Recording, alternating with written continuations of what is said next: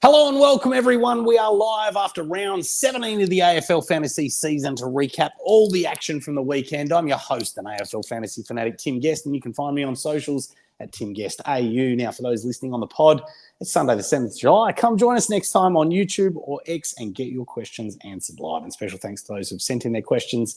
If you want to get your question answered, simply comment on the platform that you're watching. Now, joining me, as always, is my co-host and AFL Fantasy Fanatic, and you can find him on socials at Bales DT. Bales, mate, talk us through it. How was the round for you?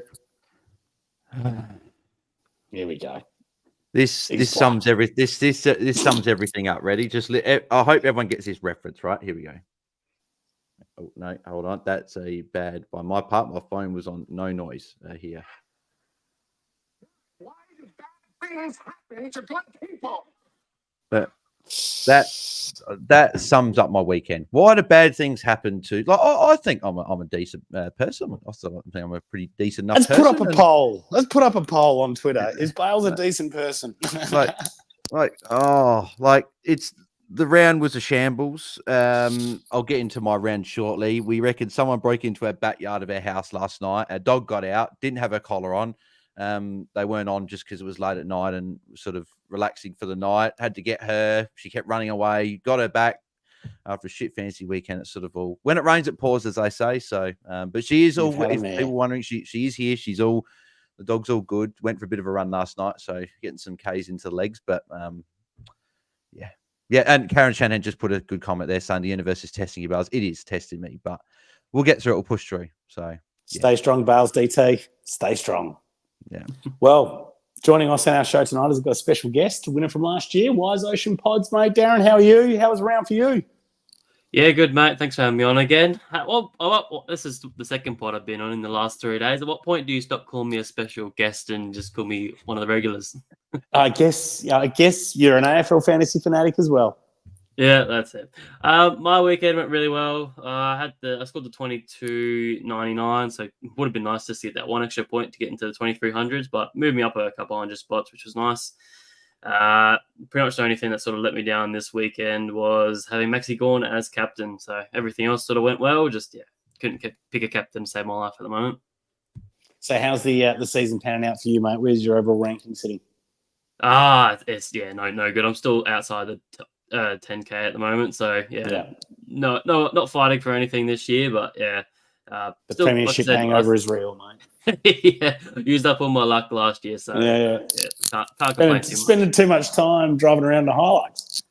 That's it. Not watching enough footy. That's it, mate. That's it. Often. All right, Bales, walk us through your score, mate. What was your score? Where was your round rank and your overall rank? So we scored the 20. Time we ask you a question, they're going to hear it. 22.47. So that was a round rate of not great. Round rate of 17.402. Put me down. What's that?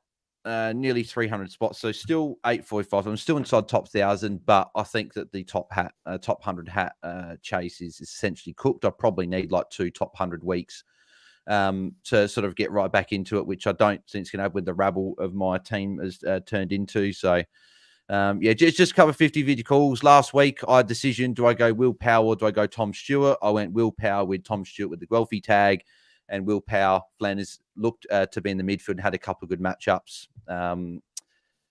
Should have gone Stewart. And then, obviously Fisher being out meant I didn't get Andrew Brayshaw in, who went nuts. I did get Dunkley in, which was still nice, but I could have got rid of Toby Green and got rid of a 60 on my field, but it is what it is. All right, mate. Well, for me, I scored a 23.33, which is a round rank at about 6,500. Climbed to me about another 1,000 spots or something like that. So I'm now at about 6,500. So, look, I've been moving in the right direction for the past few weeks, but, still a long way out. And, I think my season's generally pretty cooked, but we'll see how we go as we move into the last what have we got now? 7 weeks to go towards the end of the season. So, and just try and finish as strongly as I could, but I'll also do my +3 and -3. I'll give it to the Ruck Llama, Timmy English, 131. A bit of a pod for me in the ruck there. So 131 was a pretty good score considering I think Grundy only had a 95. And then obviously Gorney, which a lot of people went captain as well, was not that, didn't perform that well. So he'll get my +3. My -3, oh man, I guess it's got to go to Clayton Oliver, 45. That just, I thought he was back. I didn't get to see this game, so I don't know. Maybe you boys can tell me about what happened there. But yeah, he just looked pretty horrible. So yeah, that's my +3, -3 for the week. Bales, we'll go back to you first, mate. +3, -3. A couple of guys probably could get the +3, but I think I can't go past when you bring in someone and they go big. And I alluded to it before. Josh Dunkley, 140. Obviously frustrating game as a Crows fan. I can't enjoy watching the Crows at the moment. Obviously last week was good, but this week we're sort of back to normal business. Frustrating watch, but at least on the other end, Dunkley dominated with a 140. So that's now back-to-back huge scores for him. So, and he'll be really expensive now, which is a good thing that I did jump on him this week. -3. I want to give it to Sexton, but I'm not going to. I'm going to give it to Jordan Dawson. What the hell was that? 57 points. And so his last 5 he's been pretty bad, to put it kindly, right? So his last 5, 60, 124, 84, 106, 57, right? Okay, he's had a couple of tougher matchups in there. But if you actually look into it, his form away from home this season has been very bad in terms of fantasy. So he scores away from home this year, 89, 100, 60, 122 against North Melbourne, 117 against Collingwood, 60 and 57. So 2 good matchups against Collingwood and North. Everything else has been 100 or below. So really bad. He's got a good sort of next 4, I think. St Kilda, Essendon, Hawthorn, Geelong. But yeah, can't really trade him. Too many other issues. But yeah, Dawson gets my -3. All right. Darren, turning to you, mate. +3, -3. So I'll start with one negative. I think it has to just go to Maxi Gorn with that 71 as my captain. I think it's just probably a lesson learnt for, the guys that are up there fighting for it, is that just to stay vigilant that these things happen. He got subbed out tactically in, I think it was the 3rd or 4th quarter. So that was really disappointing. Probably something that we wasn't highly spoken about and wasn't really considered going into the game. We should have known that the Melbourne would have had that in hand pretty comfortably, and that was definitely a possibility. So just got to stay on your toes with that. But for my +3, I have to go with my highest scoring player this week with Connor Rosie, who I brought in this week. When you're trading a player and they go 147, you just have to give it to them, don't you? Yeah, exactly. All right. Right, good stuff. I wasn't paying attention. I was looking at something else. We've done our +3, -3. So what I did think what we would do this week is not actually do a bit of an update on the Content Creators Cup, just because lockout hasn't lifted yet. And look, we haven't actually done a bit of an update on the ladder and stuff like that. So I thought, Bales, when we do our Q&A on Tuesday, we might just spend a couple of minutes and do our update there. But let's kick off straight into the games. We're going to start off with Friday night. Collingwood defeated by Essendon by 12 points in front of 81,000 people at the MCG. Subs in this game, Ned Long replaced Charlie Dean in the 3rd quarter. And for Essendon, Nick Hind replaced Nate Caddy in the 4th quarter also. Now, there's a couple of injuries out of this game. So Mychek tore that pectoral muscle in that collision there and has now been ruled out for the rest of the year. I think Isaac Quaynor was also assessed for a toe concern or something along those lines, and they're going to give us some updates during the week. And then Darcy Cameron also was assessed for his ribs and ended up going back on the ground, but then ended up being sent to hospital later that night. So we might get an update during the week on Darcy Cameron there as well. Yeah. So no poor scorers in this game. I think a few people might have had a Richards on the bench, but wasn't obviously keen for him. But we had some good scores. So Zach Merritt with a 120. Obviously, after seeing a few scores today of captains, I did actually tweet out saying that, because a few people were asking me as well on the watch along and in videos and DMs and stuff saying, like, do I take Merritt to 120? And this does show this week why you take a 120, because there too much can go wrong with a captain than go right. Okay, you might take a 110 VC one week and your captain, you're going to go get to 140, 150. Hey, you're still happy you got the 150 and then the 110, right? But this week, I know a few people took on the 120. I know someone captain Sarong last night and took on the Merit 120, I'm sure a few people as well would have taken it on and gone a Gawn or a Goulden captain's day. So just saying, that's why 120 is better to bank points. And 120, we're pretty happy, right? But at the end of the day, we were watching that 107 or 108 at 3/4 time. We're all thinking, oh, Merit's going to go 140. So he only had a quiet last quarter, but hey, it is what it is. We take a 120. Jordan Ridley was also good in a good matchup for defenders there with a 118. Jack Crisp with a 112 responded. I know that Roy wasn't too happy putting that on Twitter, obviously trading him out. It's bloody Crisp and Ryan for him. They keep playing around with him and not letting him get this hat. So hopefully Roy can get that hat there. And Nick Dacos got a 102 after a slow start. So no one really to sort of go in depth with. I just probably wanted to chat about the high scoring play from this game, Darren, and Jai Caldwell. 130 is last three games now have all been over 125. I'm probably just going to ask you, obviously, he's a must-have. If you don't have him, you've got to try and get him in somehow. Where do you have him now in terms of in order of the top six forwards? Because I was saying last night, I've actually probably got him as the number 2 forward at the moment behind Zorko. probably got Zorko 1, Caldwell 2. But there's an argument that Caldwell could be number 1 with Flanders going into this midfield role, not scoring as high, and Heaney, we'll talk about a bit later as well, but he's been a bit down. So what are your thoughts with Caldwell and where he ranks with the forwards? It's definitely an interesting question because his recent form, the last 3 weeks particularly, he's been unreal. Like, I think he'd be one of the highest averaging players in the last 3, so which is unreal with what he's been able to produce, which is what we've always sort of expected from him. We've known he's been a huge fantasy player. Like, he just accumulates the ball. He just needed that role and that time on ground. So now that he's got that in the last 3, he's just showing what he's capable of. So I have sort of lost all concerns with him now. Even with Harris going back in a couple of weeks' time, I wouldn't be too concerned. I think he's now got that spot pretty cemented. Even heard an interesting discussion is what do they start to even look at trading Parrish at the end of the year? Because he's probably not going to add too much to that team anymore. But like I said, I think he's a must-have. If you don't have him, got to grab him this week. He's only going to get more expensive. I think he's going to be $900K this week. So you're paying up now, which is a bit unfortunate. What was the second half of that question? Where was he ranked? It's a tough one because I still think Flanders is still number 1 in there. I know you said Zorko, but even Zorko in the weekend, just today, just did horribly and just didn't look like he was getting that cheap ball that we've been accustomed to for the majority of the season. So it really just fluctuates. I'd probably have him above Heaney now because Heaney's been pretty below par from what we sort of expected at the start of the half season.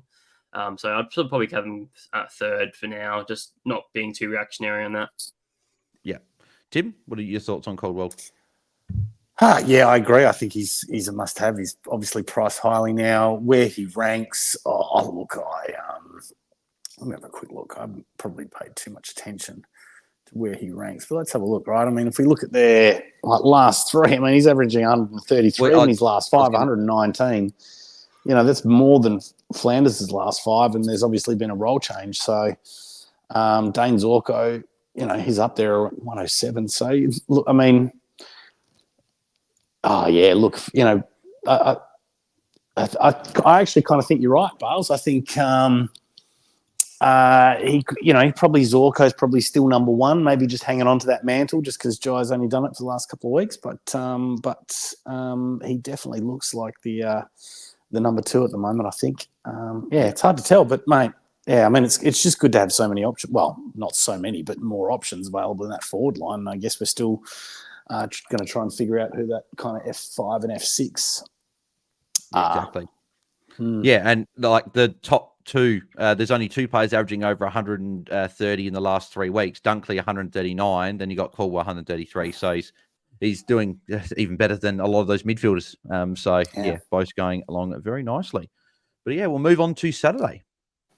All right. Well, first game, North defeated Gold Coast by 4 points in front of 18,000 people at Marvel Stadium. So the subs for North Melbourne, Curtis Taylor replaced Dylan Stevens in the 4th quarter, and Bailey Humphrey for Gold Coast replaced Took Miller in the 3rd quarter after he injured his wrist. So the news with Took is he's going to go for some scans. He actually went for scans today. We'll get an update during the week about how bad that injury is. So might be some owners out there. I think Luke from the Ball Boys has got Took. Is that right, Bales? Yeah. Yep, he has 2. Yep. Didn't matter though, he still beat me, and he smashed me. Yep. So he had a big week. We'll talk about that on Tuesday as well. But I don't know about you. I don't know about many people. I don't know if I'm going to watch any North games for the time being. I I don't have Sheasel, 134. Don't have McKercher, 123. Don't have Cherry, 118. Haven't had LDU, 108. And then Simpkin, 106. Like all the guys I don't have for North, for some reason at the moment, are going quite nicely. And I had a lot of those guys during the year, and I don't have any of them now. So, yeah, that bloody Cherry to Sweet trade is going to bite me for the rest of the year, I think. But, yeah, so we obviously read some of those scores there. And Anderson also got a 103. So, Tim, Kyle McKercher with the 123. He's not must have, I don't think. He's going to be in the mid six. He's going to be like 660, somewhere around there from what projections are saying.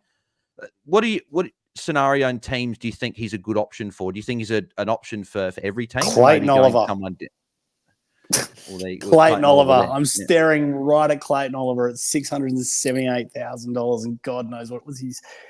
I mean, he's going to drop another, I don't know, whatever it is, 30K or something like that. So yeah. Who would have thought that you'd be considering trading a guy that was a rookie this year that was priced just under 300K at the start of the year, and trading out a guy that was over $1 million?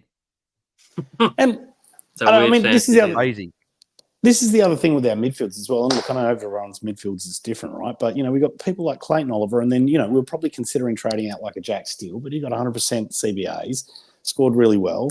We're considering trading out an LD Spew, and he had a 108 on the weekend. And then we had people were trading in Caleb Sarong for a 77 against Richmond, and then bloody people have been trading in Sammy Walsh as well for a 66. And Dawson. Mate, so it's that midfield is just causing havoc. And obviously Clayton Oliver is probably a pretty easy trade out, but who else are you trading there? I guess this is the question, right? These are the runs and the things that we've got to answer now. Yeah. But no, McKercher is definitely an option. He's making good cash. He's got Sydney SCG this week, so not going to be a great matchup. And then also, it sounds like Fisher will be back this week. Is that it was only a minor, so he should be back. If not, he'll be back the week after. But McKercher did have every single kick in. So just one thing to note: when Fisher's back, it's probably going to be split like it was earlier in the year. So, but yeah, very very good score from him. And then this guy, one of these. There's been a handful of players this year that have been in teams multiple times and are starting to rot in our teams. And Alex Sexton is one of those players. He scored the 55 points, Darren. He's been average the last 3 weeks now. And we thought probably with Will Powell back, we thought, okay, well, Flanders, if he's in the midfield, Sexton should still go about it. Nah, doesn't matter. I know North aren't an easy matchup at the moment for defenders, but last three, 74, 79, and 55. And he now goes into a horrible run of Port Adelaide, GWS, and Brisbane in his next 3 weeks. So if you can, there's a bit of drama this week with a few people, but if you can trade him, is he a trade for you? I think so. He'll easily be one of the weakest links for most teams, especially if you've got a complete side. So, yeah, I think he'll be highly traded out this week, if not number one. And, yeah, even though that role is holding, like you said, he did take the 4 kick-ins. It just was not the same accumulative role that we've sort of seen from a Flanders and such. So, yeah, unfortunately, I think we have to trade him out again. It's just one of those years that they just have these pockets of good form that they sort of trick us to think that they're going to be around the mark, and then they just turn back to where they realistically should be. And I wouldn't be surprised if he's even dropped. Obviously, Gold Coast lost that game, and Dimmer was fuming. We've seen the press conference, so that was quite funny. And he was probably it was good, but I think he was one of the bigger contributors to a lot of turnovers in that back half. So I would not be surprised if he is gone and he's a forced trade for us. Yeah, I wouldn't be surprised if like a Buderick came in, because we know that they do like him behind the scenes. So Buderick comes in for Sexton. I would not be shocked with that. So, yeah, no, good call there, Darren. Beautiful. Tim, we'll move over to the other game at the same time. Yeah, before I do, and I know I said I wasn't going to go through the Content Creators Cup, but I just did want to give one shout out. MJ scored a 25-25 this week for a round ranking of 23. Yeah, he's had a tough year. A lot of things gone against MJ, but no, good to see MJ with a massive week. Yeah, awesome. All right, next game. Port Adelaide defeated Western Bulldogs by 48 points at the Adelaide Oval. Subs to this game, Francis Evans replaced Zach Butters in the fourth quarter, so I'm keen to find out what happened here, boys, because I didn't see this game. I was away this weekend down south. And then Western Bulldogs, Joel Freyer replaced Aaron Norton in the second quarter. So a couple of injuries out of this game. So both Aaron Norton and James O'Donnell were concussed in this game. Norton smashed up his nose. So they'll be out for next week. Another thing to mention from this game, Mitch Georgiades has been off 1 match for striking Nick Caulfield.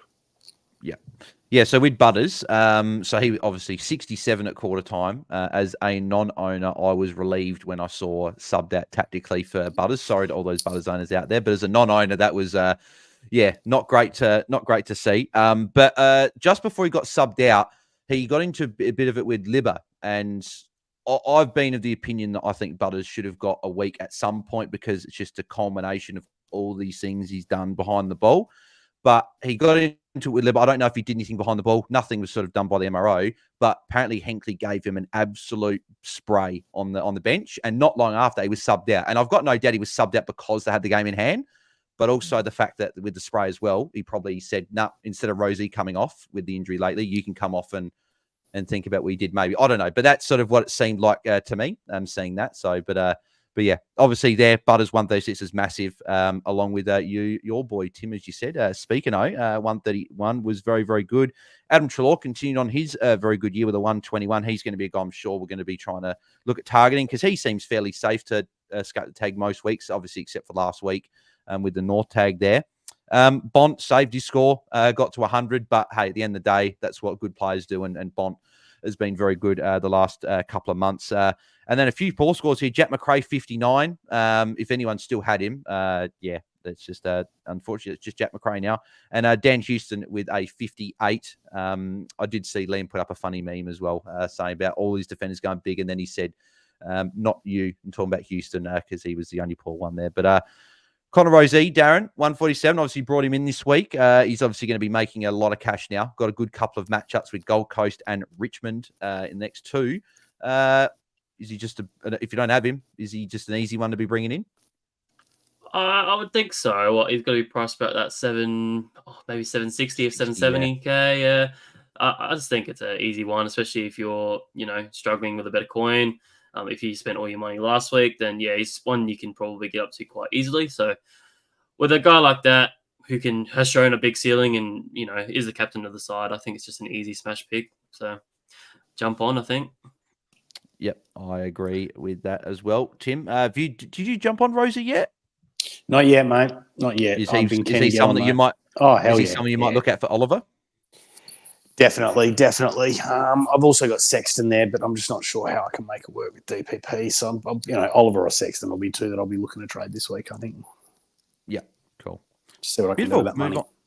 We'll move on to the next game.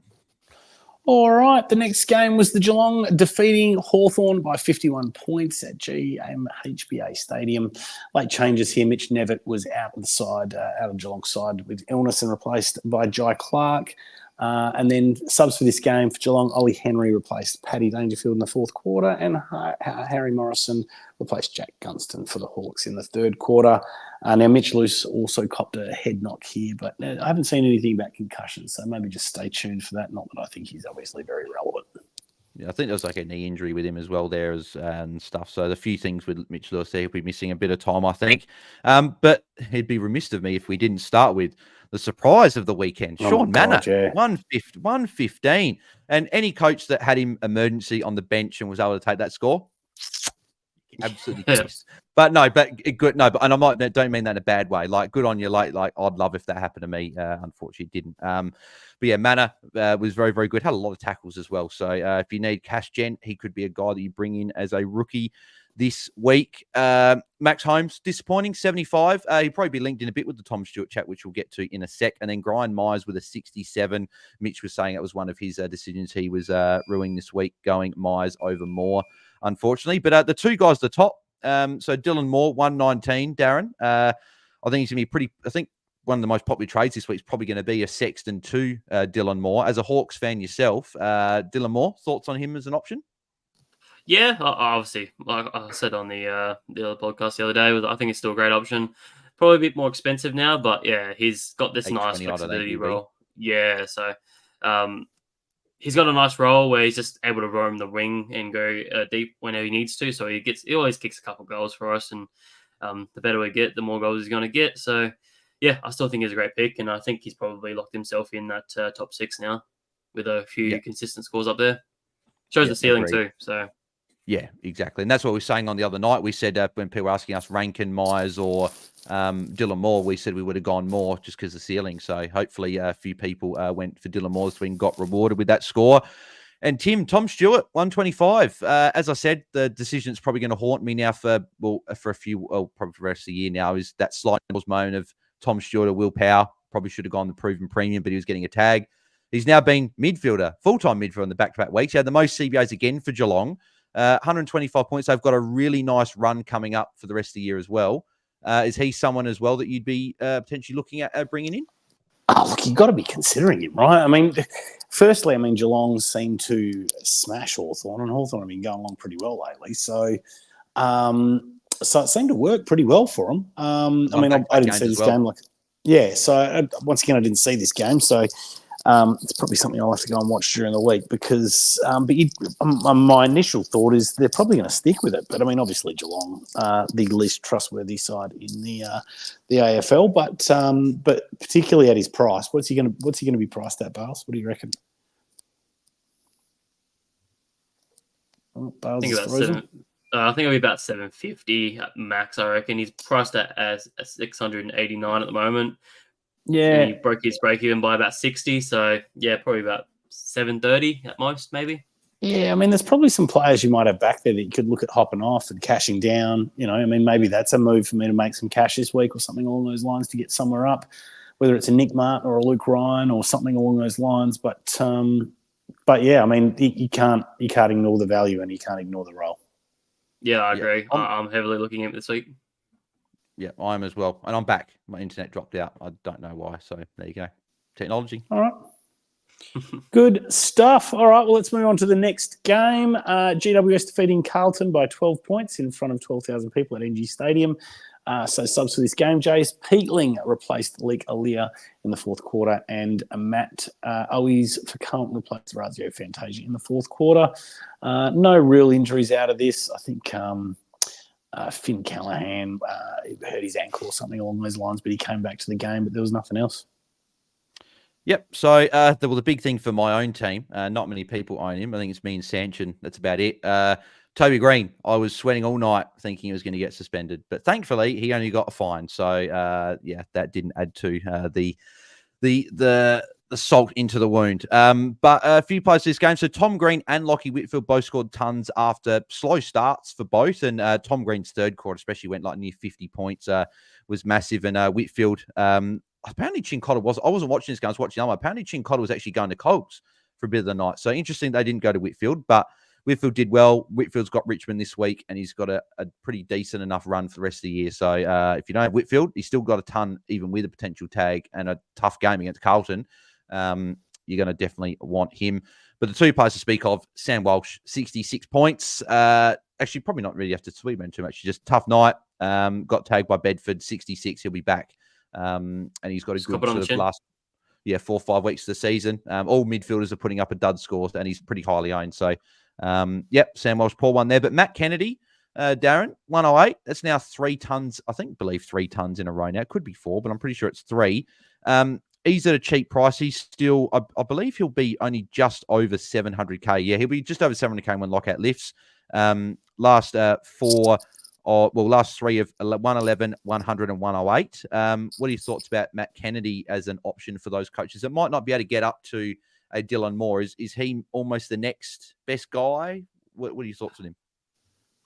Again, I couldn't do it. I know we spoke about him a little bit earlier on in the year when he had that 90, 100, and 102, and people jumped on, and he's just that whipping boy.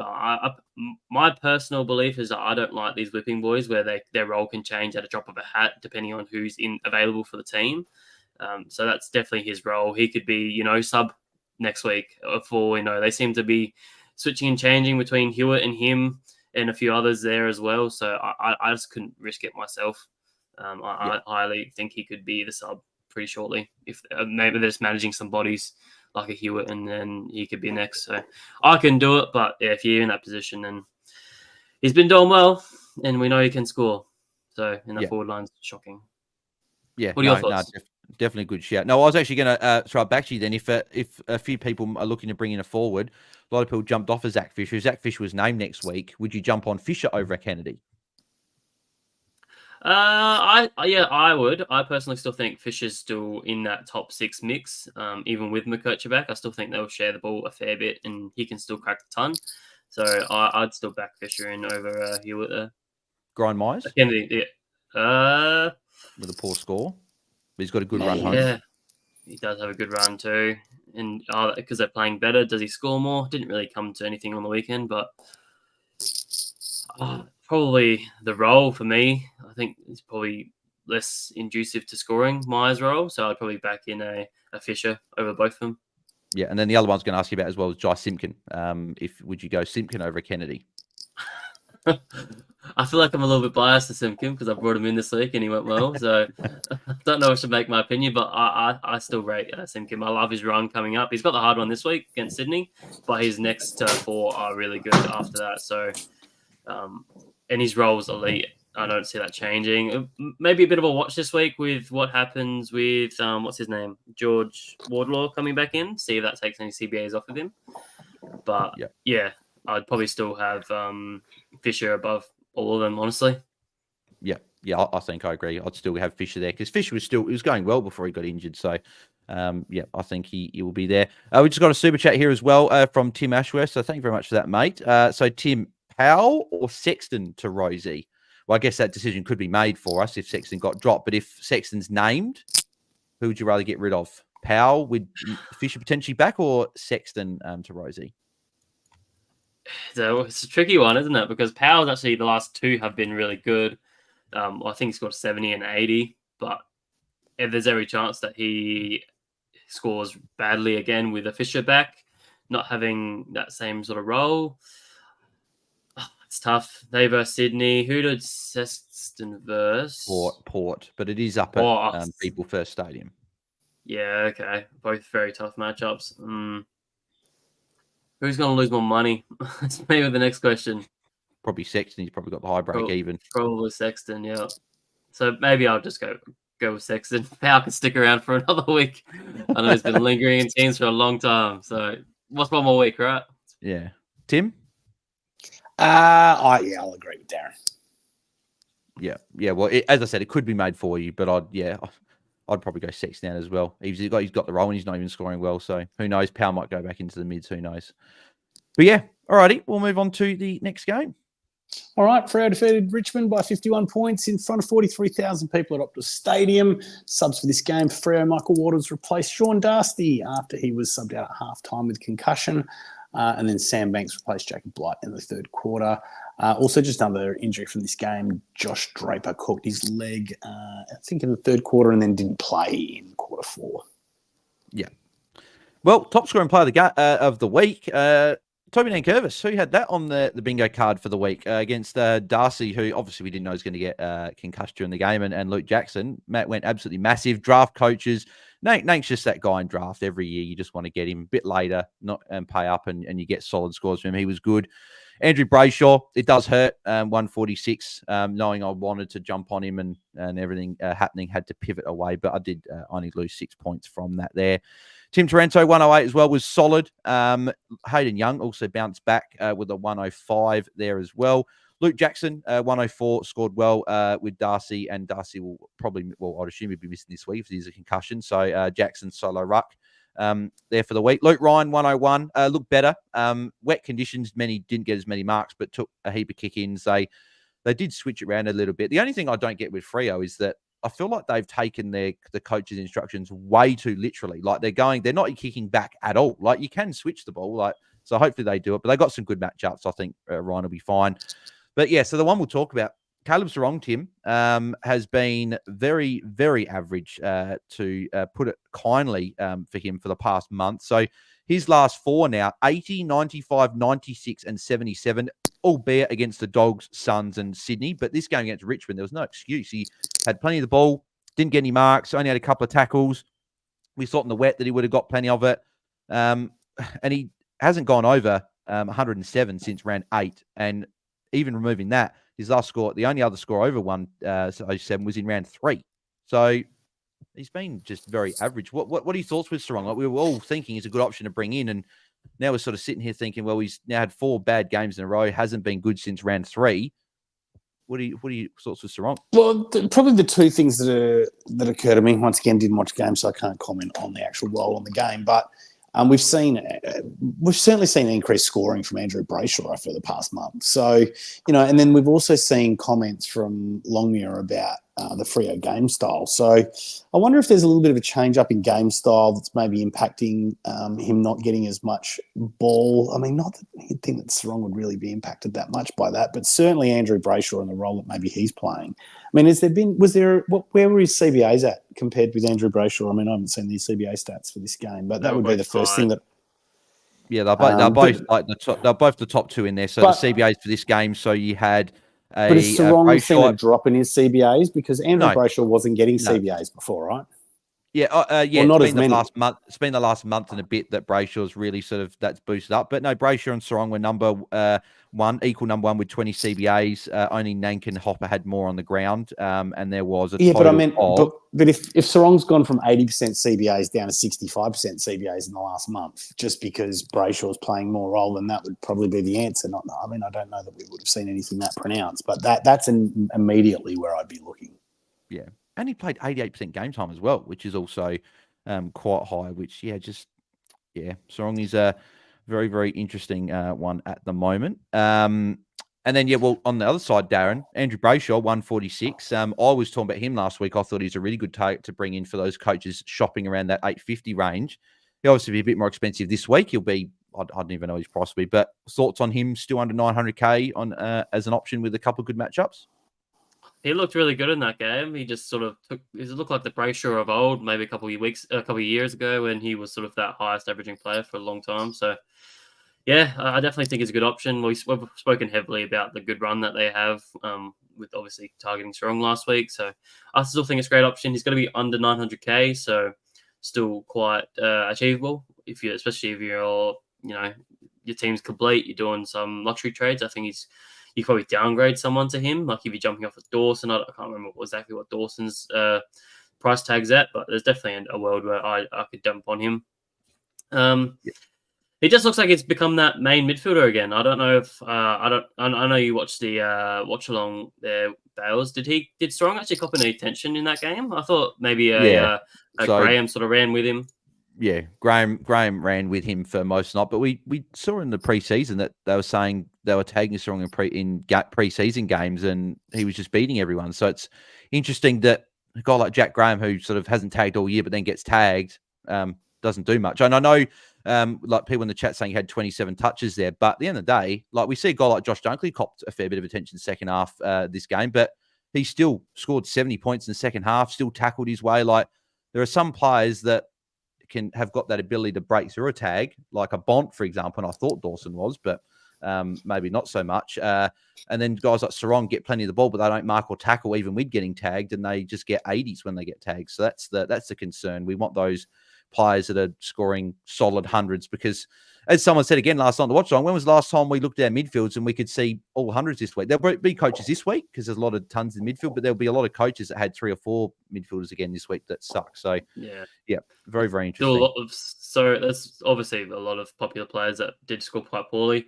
The other thing I wanted to talk about with Sarong, obviously with him being tagged, obviously he's still learning that craft, is that we do see a lot of time they are still able to get a lot of the ball. Like you said, he had 27 just touches, but he's not able to get that cheap, the marks and tackles. So, which is a little bit unfortunate. And obviously, again, back to what I mentioned before, is you got to be vigilant. And I personally didn't expect the tag coming in this game. I didn't think Richmond did a tag, and I haven't seen it before. So again, very unlucky, and what can you do? Just got to cop it on the chin, don't you? Yeah, exactly. And I'll just float a quick question to you guys before we move on to Sunday games. So we're talking about Brayshaw as an option. Brayshaw, Green, Rosie. Who are you picking? Darren, I'll go to you first. Whoa. Or order them if you want. Yeah, order them. It's a tough one because I do love all their sort of runs. It's I can't make the decision there. I think that's real tough. I think I'd have Green at the bottom there. I don't think he hasn't shown the ceiling just yet. So I think you probably have to choose out of Rosie and Brayshaw. And I think maybe I'll probably have Rosie, just the cheaper cheaper price tag.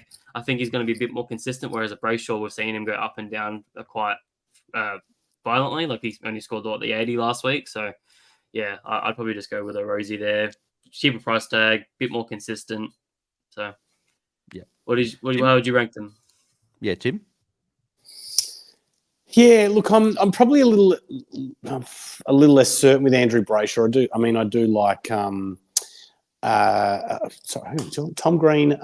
Rosie. Who's the other? Rosie. Yeah, I do really like Rosie. I still like him even before you factor in his price. So that makes him just a clear number one for me.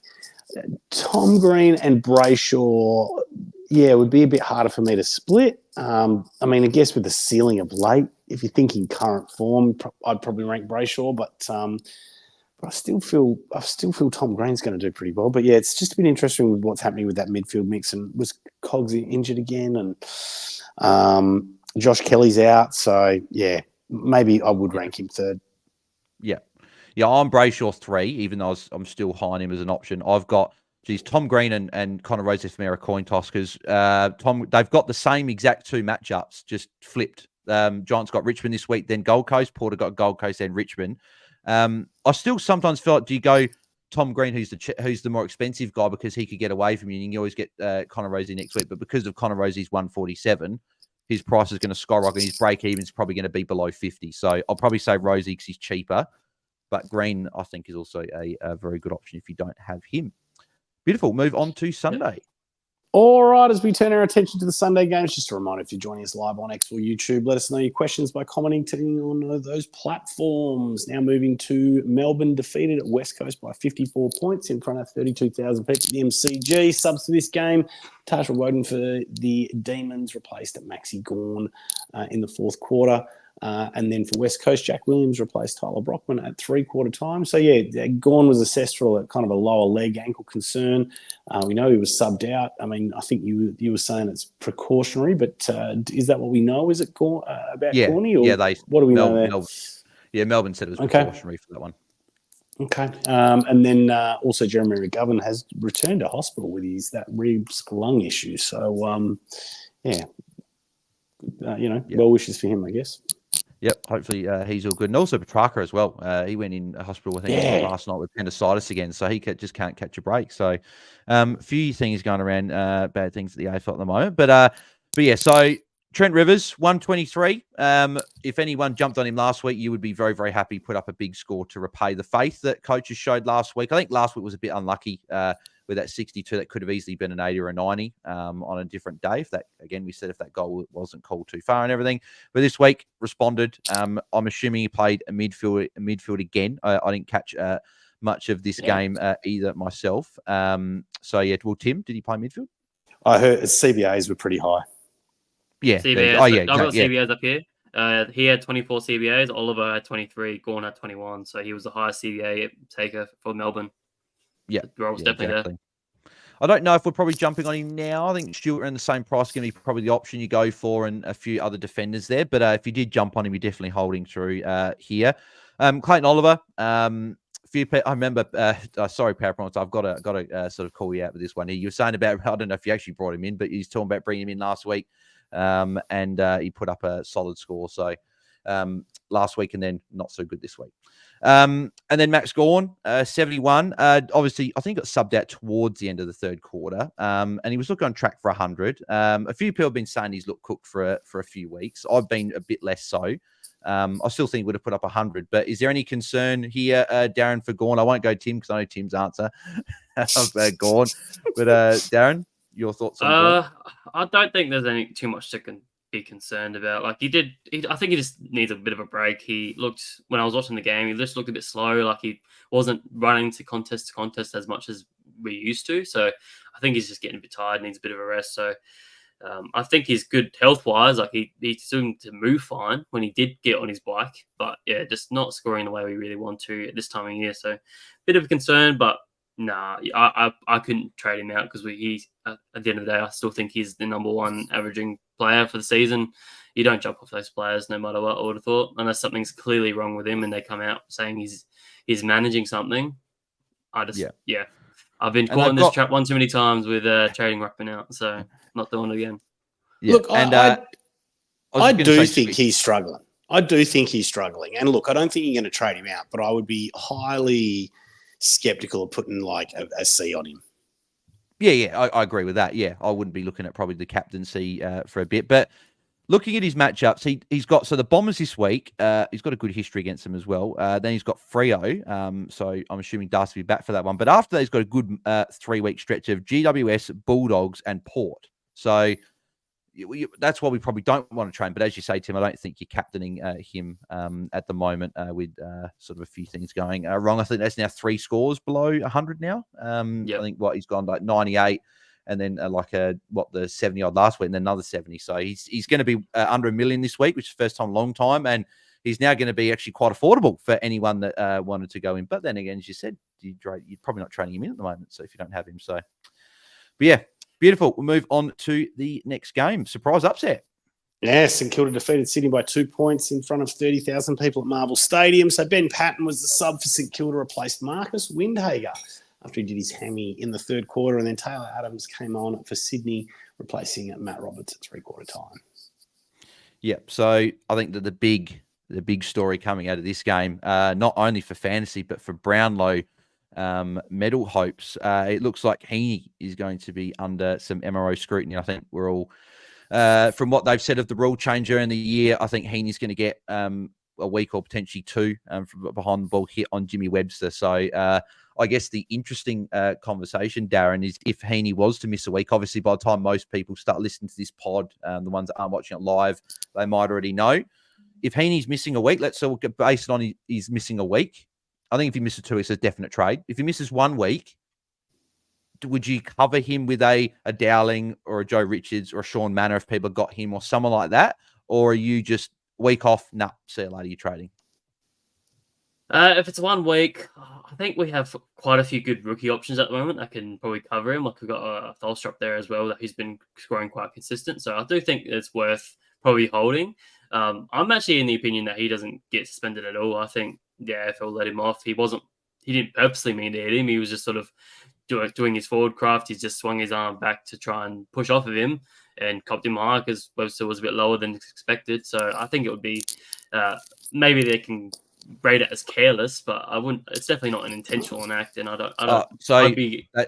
They actually changed a rule that John Ralph's actually saying. I heard him say before that they changed it to any behind the ball sort of trying to push away from your opponent. If you get them high, it'll be in most cases. So again, most cases it'll be graded as intentional, which is the rule change at the start of the year. So that's obviously the reasoning why he might get the week. And I guess the good thing is Collingwood and Geelong play Friday night, right? So a lot of people have Manor, a lot of people have Joe Richards.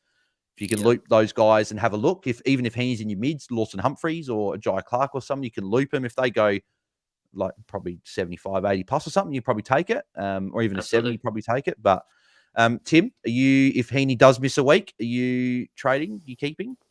Well, who the hell are you trading to? That's the problem, right? I mean, maybe there's an opportunity for me to cash up there a little bit. But yeah, look, I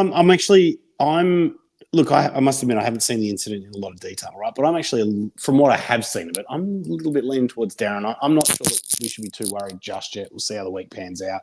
I have a funny feeling he might get offered a week or they'll definitely challenge it. They'll definitely challenge it. Yeah, they'll challenge it. We'll say it's one of those things we'll see play out during the week. But I think he's a little bit of a golden boy, so I think they'll probably look at him pretty favourably as well. So he's got that on his side.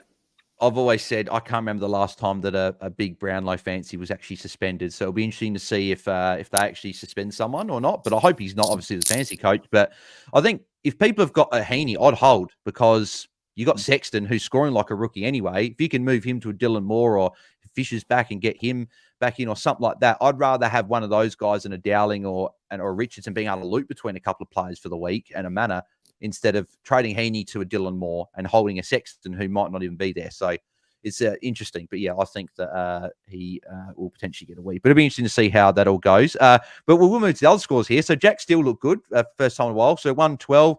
Any coaches that held on to him would be very happy with that score. Ryan Marshall, I was happy that Doomdy Doom didn't get named in this game. 106 with a couple of goals in a tough matchup was, I'll definitely take that. Obviously, Henry scored the 105. Sinclair scored the 102. And then Errol Goulden scored 90 with just a 3-point last quarter. Very disappointing last quarter there from Errol. But, yeah, unfortunate. So hopefully he can bounce back next week. And he's got North, so a good matchup. Beautiful. Move on to the final game of the round. Cool. Brisbane defeated Adelaide by 11 points in front of 30,000 people at Gabba.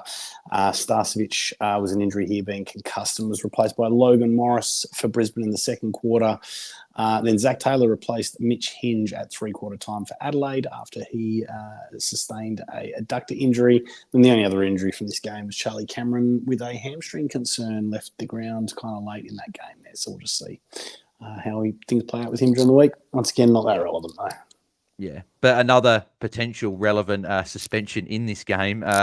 And if Crows had any hope of winning a couple of games in the next couple of weeks, that's probably going to go down the bin, I think. With Isaac Rankin is he will definitely be suspended. It just depends how many weeks. It could be 2, 3, 4 for that behind the ball he bumped Starcevic. And unfortunately, if you get someone in the head, you are liable if there is any head clashes there. So Rankin will be having a bit of a stint on the sideline. So a few coaches jumped on him this week. He was one of the most traded in players, and he will be a trade out. So potentially coach going to have 2 forwards suspended this week. So we haven't had to deal with many suspensions this year, but could have a couple in the same week. Lockie Neal, though, 143. Again, I don't know why no one tagged him today. He kicked 3 goals in the first half, looked fantastic. He was huge. So if you did have him, you'd be very, very happy there. Dane Zorko got there late, but 104 had a good last quarter as well. So very, very happy with his score there. 2 midfielders I'd talk about, both on different ends. Josh Dunkley, Tim, 140. That's now back-to-back scores of 140 and 158. If you don't have Dunkley, is he probably your number one? Is he probably the best midfield target you're probably looking at the moment? Yeah, look, I mean, I think what we're saying is, I mean, even like someone like Errol Goulden, right? These kind of I was going to say second or third banana, right? But I mean, Goulden's coming off the wing along, so he's not even really a banana. But they're these midfielders that are not going to cop the tag. Trelaw's probably another one, even though he got tagged the other week. Yeah. I mean, we can see. Yeah, I'm not as big on Taranto just because Hopper's in the team, and I think we've seen him score around 90. Yeah, and saw that on the weekend as well, right? But yeah, I think your Gouldens, your Dunkleys. These are certainly, top picks for this time of year. Yeah, and he's going to be expensive now, but I think it is, he's got West Coast this week. Could put up a big score with Neil probably going to be copping a potential Jinby tag or something like that. So, but then on the other end, I mentioned him before with my -3, Darren, Jordan Dawson. As I said, he has not been good away from home this year, which is surprising as the captain of the football club. I would have thought that maybe there'd be games away from him, he'd be standing up like that game against Collingwood last year where he went absolutely huge. But he's been poor, has had some tough matchups, has got a decent enough run. St Kilda with no Windhager likely next week, and he's got the Bombers who he got a 150 odd against early. Is he just a hold for you because he is that player that can go on a stretch of averaging 130 over a month? Yeah, it's a very interesting question because, he has been very poor for the last couple of weeks, if not last month or so. Like you said, I think there's a possibility that he gets tagged this week, which should be the last for a little while. So it's possibly you take it on the chin. I don't mind it, especially if you're up the top, you're in the top 100 or whatever, and you're fighting for a hat and you want to jump off. I don't mind that. I don't think he's probably going to put a ceiling score on your head in the next couple of weeks. So I don't mind jumping off, but I still think the best course of action would be to hold on to him because he should be around that top 8 mark with being the captain of the side. We know what ceiling he has. What are your thoughts as being the Crows man? Yeah, I'm still holding, I think, because I feel like he is that player that like a few people try to Bont out. He went nuts. Obviously, Bont's a better player. Like, I'm not going to sort of sugarcoat that. But I just think Dawson is one of those players that, like you could trade him out and he goes absolutely mammoth. Like St Kilda, if he doesn't get tagged, they give up +6s and he feels like that guy that could just get amongst that, floats back into defence as well. Then he's got the Bombers who he went well against earlier in the year. Hawthorn, maybe a Nash goes up against him, but he's at Adelaide Oval. And 2 of his next 3 are Adelaide Oval. And then Geelong down in Geelong, but Geelong would be a a good matchup, and he went well against them early, and then the Bulldogs, who we saw what Rosie and Butters did. So it's a good sort of 5-week sort of run. His last 2 weeks, you could look at trading him out. But yeah, for me, I think Dawson, he's going to be quite cheap now as well. So you're going to have to find money to upgrade him now. So I think that, he is probably a hold for me, but just frustrating at the moment. So, but yeah, perfect. Well, that's all the games. We'll move on to a couple of questions. We do have a super chat here from Power Prawn, so we'll do this one first. So he says, thoughts on Martin as D6. I've traded him this week, but maybe in 3 weeks' time when he drops in price, I might want to get him back in. Didn't get Clary Bales lol. So, well, Power Prawns. Thank you very much for that super chat, Power Prawns. But Tim, thoughts on Nick Martin if you don't have him? Are you bringing him back in, or are you just sort of reassessing? I don't think so. Look, he's been playing a little bit. His role's kind of been switching up a little bit, and we've seen him play a little bit forward over the past few weeks. So, I mean, we've been talking about him as potentially as a trade-out option. So I don't necessarily think he's a trade-in option. Yeah. What do you think, Vals? Yeah, I wouldn't be getting him in the moment. There are a lot of defenders scoring well. I'd want to be seeing that half-back role before bringing him back in. If you've got him, you're not trading, I don't think. But if you don't have him, it was a bit like that before with Sheasel before this week. If you had him, you're not trading. But if you don't have him, you weren't really looking at him. But I think with Sheasel, he might cop some attention with Sydney this week. But the week after, I'm looking at bringing Sheasel back into my side finally. So just to jump in there. Yep. I think at this time of year, if you don't have him, you just go a bit more unique. Try and find that other player that can probably outscore him for the remainder of the season. That's much more unique and give you that extra boost for the remainder of the season. Yeah, he's still 40% owned. So yeah, I think you just go unique this time of year. Yeah. Beautiful. We'll go a couple of questions here. We'll go rapid fire just to get through a few next couple of minutes because we will wrap up very shortly. John Brayshaw v Dunkley v Sheasel. What are your thoughts, Darren? Who are you going out of those three? Say again, who are those? Brayshaw, Dunkley, and Sheasel. Who are you picking? I'm not jumping on Sheasel. I think he cops 3 hard tags in the next 3 weeks. I agree. Even have a quick look at that. So he's definitely bottom for me. Dunkley against West Coast this week could be very fruitful. He's not going to get much cheaper for the remainder of the season. So I think he would be up there. When Brayshaw, it's a bit harder because he's probably another 100k more cheaper than a Dunkley. But I think for the consistency, go Dunkley first. Yeah, I agree. Riley Curry's got this one. Tim, Stewart, or McKercher? Who are you picking? How much price difference do you reckon there's going to be? What do we say about 670 for Stewart? Is that what we said? 660 for McKercher around there, and 720 odd for Stewart. So around there, it's about 60k difference. But obviously, one's a rookie with a tough matchup, and Stewart role change. Yeah, look. I'd want to look at the runs. I mean, I do. We've seen halfbacks score much better than midfielders, so. To some extent, I'm actually a little bit more pulled toward a Colby McKercher, even though he's a rookie. I know you said that the matchup's not that good for North this week. Sydney at the SCG. Then they've got Carlton, who's also a tough matchup. Then they go Geelong, and then they've got a good run for the rest of the year, whereas Geelong's run for the remainder of the year is pretty juicy. They've got Collingwood this week, who obviously don't run any tags. Then they've got the Bulldogs at GMHBA, who we saw what Stewart's playing midfield. We saw what Rosie and Butters did. Then they got North, Adelaide, Freo, St Kilda, and West Coast. And they've got 3 more games at GMHBA. That's a tough one to split. Hey, I actually see the matchups as being a little bit tougher for Geelong in the midfield there. Darren, what do you think, mate? I'm having a pretty tough time splitting them. I mean, I think I side with Stewart here. I think that role is pretty fruitful. I know McKercher did have a massive score this week with a 123, but I think with a Fisher back, we'll take a few points off him, so maybe average around that 90 to 100. Whereas I think Stewart, he could be 100 to 110 for the remainder of the season in that role. Yeah. We'll go to the final question here, just because we got a lot of questions here, so appreciate everyone that's put these questions in. Obviously, we've got a Q&A on Tuesday, so come with these same questions or questions you guys have got on Tuesday, and we'll answer a heap of those as well with our Q&A. But final questions, probably just one sort of from me, but I'm sure a few people will be looking at it this week, is with Sean Manor. Are we at the stage this year where unless you're absolutely desperate for cash gen, are we bringing in first gamers and guys that are making their debut, or is there an ability to still be bringing in a Sean Manor, Darren? He'll be, I think, near 290, 280 somewhere. It'll be quite high 200. So are you saving as much cash with rookies now, or could you potentially bring him in?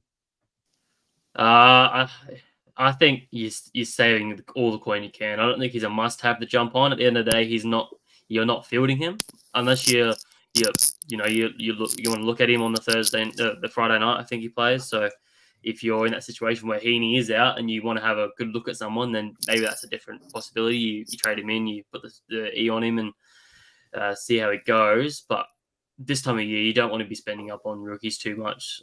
Just maximize your coin, because the more money you have in the bank for next week is the more likelihood you'll be able to reach that player that you're looking for next week. So, yeah, just put all the money in the bank if you can. Yeah, great. Tim? I mean, nowadays as well, right? There's sometimes where you're actually making two moves.